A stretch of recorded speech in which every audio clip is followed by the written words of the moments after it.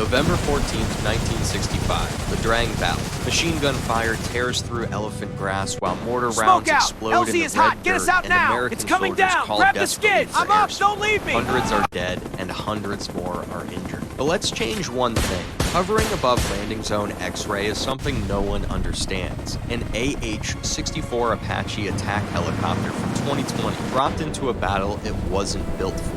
So what happens when the most advanced attack helicopter on Earth is unleashed during one of the bloodiest firefights in Vietnam? Can it turn the tide of war, or is it just one chopper and way over its head? The Apache roars, its twin turbine engines screaming. It's got armor plating designed to withstand up to 23mm cannon rounds, a nose-mounted M230 chain gun, 1,200 rounds of 30mm ammunition, 16 Hellfire laser-guided missiles, with 8-kilometer range and 76 70mm Hydra rockets split between 4 pods. But what really makes it terrifying is its sensors. It's got thermal imaging, target acquisition systems that can track 256 threats simultaneously, and a helmet-mounted display that points the chain gun to wherever the gunner looks. In 1965 terms, it's the firepower of a squadron guided by technology of the distant future. The Apache cruises at 165 miles per hour and tops out at 182. Its combat radius is 300 miles on internal fuel,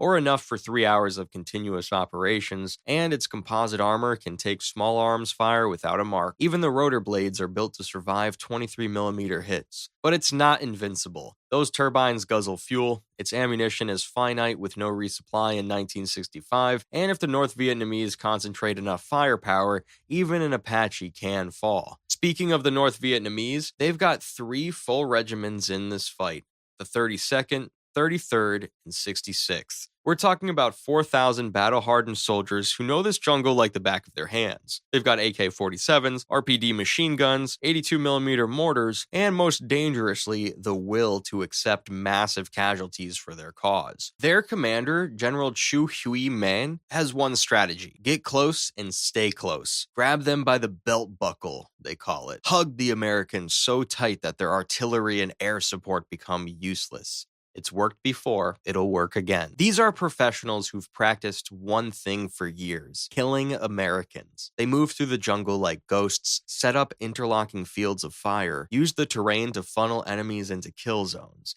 and when they attack, they come in human waves designed to overwhelm any defense. The Apache's radio crackles with desperate calls. Broken arrow, broken arrow! The universal distress signal when a unit is about to be overrun. The Apache surges forward, rotors beating the humid air. Below, Charlie Company's perimeter is buckling. 200 Vietnamese soldiers charge across open ground, AKs blazing, ready to overwhelm the American position. The M230 chain gun swivels to life. Through the helmet-mounted display, the gunner paints the attacking wave with 30mm high-explosive rounds just by looking at them and pressing the trigger. Bodies disintegrate in clouds of red mist. The assault line wavers, breaks, and scatters. 40 Vietnamese soldiers are torn apart in 6 seconds of sustained fire. Thermal sensors sweep the battlefield, revealing 3 more battalions massing in the tree line. Radio antennas, map cases, officers pointing. It's a command group clustered together and convinced they're invisible in the distant canopy. No idea they've already become the next target. A Hellfire missile leaves the rail, and its laser designator locks steady on the command post, 8 kilometers away. 18 seconds later, the entire post evaporates in a ball of flame and shrapnel as the Mach 1.3 missile finds its target. The coordinated assault loses its brain before it even begins, and half the battalion commanders suddenly go silent. The Apache shifts position, disappearing behind a ridgeline only to pop up 2 kilometers away. More heat signatures bloom on the thermal display. This time, it's mortar teams setting up to pound the American landing zone. The rocket pods adjust, and a dozen Hydra rockets streak toward the mortar. The ridge erupts in overlapping explosions and secondary detonations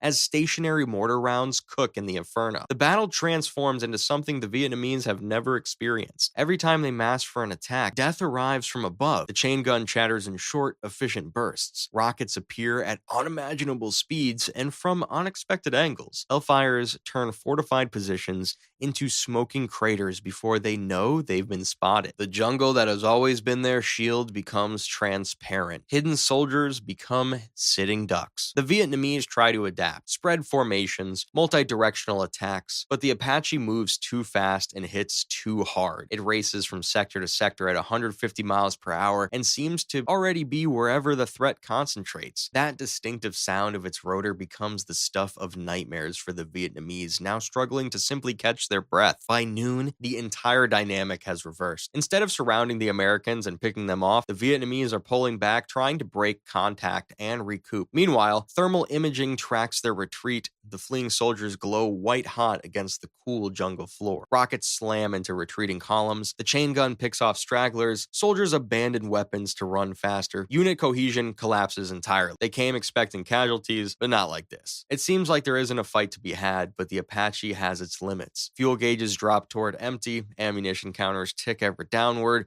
and 800 rounds of 30mm, 40 rockets, and 6 Hellfires have been spent. It fights hard, but it can't last. The Apache banks east toward Camp Halloway, and its ground crews scramble to jerry-rig fuel connection. JP-4 flows into empty tanks. It's not the modern JP-8 the Apache was designed for, so the engine efficiency will be reduced, but it will have to work. The biggest problem is 30mm rounds, and Hellfires won't exist for another 20 years. It'll have to make the most of its remaining firepower. Day 2 barely arrives when the Vietnamese attempt their favorite tactic, a night assault. In 1965, darkness was their domain as American firepower became clumsy in the black. 2,000 soldiers amassed for an attack at 0200 hours. They don't quite understand that the Apache sees heat, not light. The gunship lifts off in pitch darkness. The sound of its engine sends shivers through the Vietnamese ranks, but they press on. The night hasn't let them down yet. This will be a first. Through the FLIR display, the battlefield glows with Vietnamese soldiers creeping through elephant grass. Every movement, every gesture, every weapon is visible. The first rocket salvo catches them in the open. One after another fire in rapid succession,